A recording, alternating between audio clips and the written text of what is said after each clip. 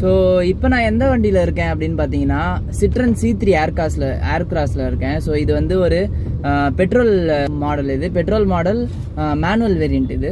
So இந்த வண்டி பார்த்தீங்கன்னா ஓட்டுறதுக்கு எப்படி இருக்குது அப்படின்னு கேட்டிங்கன்னா எனக்கு வந்து கம்ஃபர்டபுளாக இருக்குது. ஸோ இது வந்து இந்த ஸ்டெல்லாண்டிஸ் கீழே தான் வரும் இந்த பிராண்டு.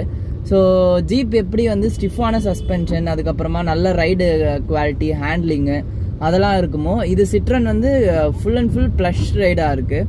ஸோ அவ்வளோ கம்ஃபர்ட்டாக இருக்குது, அந்த சஸ்பென்ஷன் ஆகட்டும் எல்லாமே நல்ல கம்ஃபர்ட்டாக இருக்குது. இன்னொன்று இதில் நான் என்ன பார்த்தேன்னா இது பெட்ரோல் இன்ஜின் தான் ஆக்சுவலாக, ஆனால் ஸ்டார்ட் பண்ணும்போது ஒரு சின்ன வைப்ரேஷனோட தான் ஸ்டார்ட் ஆகுது இந்த வண்டி. பட் ஆனால் ஓட்டும் போது இந்த வண்டியோட ஃபீல் வந்து நல்ல டார்க்கியாக இருக்குது. பெட்ரோல் இன்ஜின் மாதிரி தெரியல எனக்கு சீரியஸாகவே.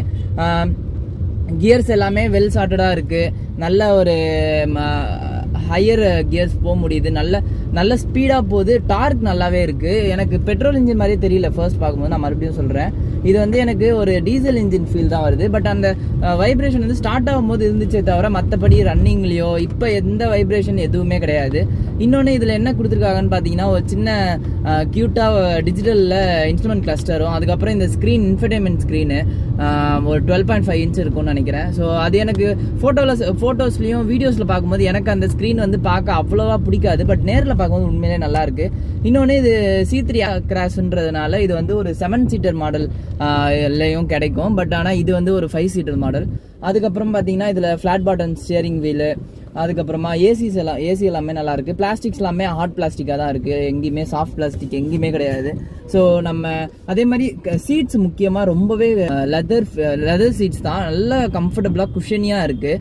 சாஃப்ட் சீட்ஸ் தான் ஆக்சுவலாக இது. ஸோ லாங் ரைடுக்கு எப்படி இருக்கும்னு எனக்கு தெரியல, மேபி அன்கம்ஃபர்டபுளாக இருக்கலாம்.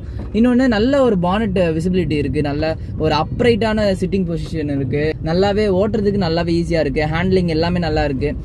ஸ்டேரிங் வந்து நல்ல ஸ்பீடாக போகும்போது நல்ல ஒரு டைட் ஆகுது. அதே மாதிரி சிட்டி ஸ்பீட்ஸில் போகும்போது உள்ளே போகும்போது நல்லாவே சாஃப்டாக இருக்குது, ஈஸியாக இருக்குது ஹேண்டில் பண்ணுறதுக்கு. இன்னும் ஏசி த்ரோவும் நல்லா இருக்குது. இன்றைக்கி மழை, ஸோ எனக்கு அவ்வளோவா அது எப்படி எக்ஸ்பீரியன்ஸ் சொல்ல தெரியல. ஸோ இந்த வண்டி பார்த்தீங்கன்னா யாருக்கு செட் ஆகும் அப்படின்னு பார்த்தீங்கன்னா உங்களுக்கு வந்து ஒரு ப்ளஷ்ஷான ரைட் குவாலிட்டி வேணும், நல்ல சாஃப்டான சஸ்பென்ஷன், சாஃப்டான சீட்ஸு, நல்ல லாங் டிரைவ்ஸ் போகணும். இன்னொன்று நல்ல ஒரு பெட்ரோல் இன்ஜின் வேணும்.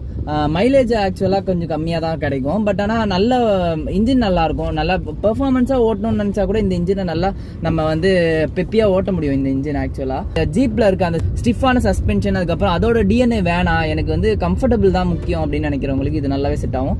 முக்கியமாக ஃபேமிலி பையர்ஸ்க்கு நல்லாவே செட் ஆகும். ஸோ அவ்வளோதான் இந்த சிட்ரன் C3 ஏர்கிராஸை பற்றி. அடுத்த வீடியோவில் பார்ப்போம்.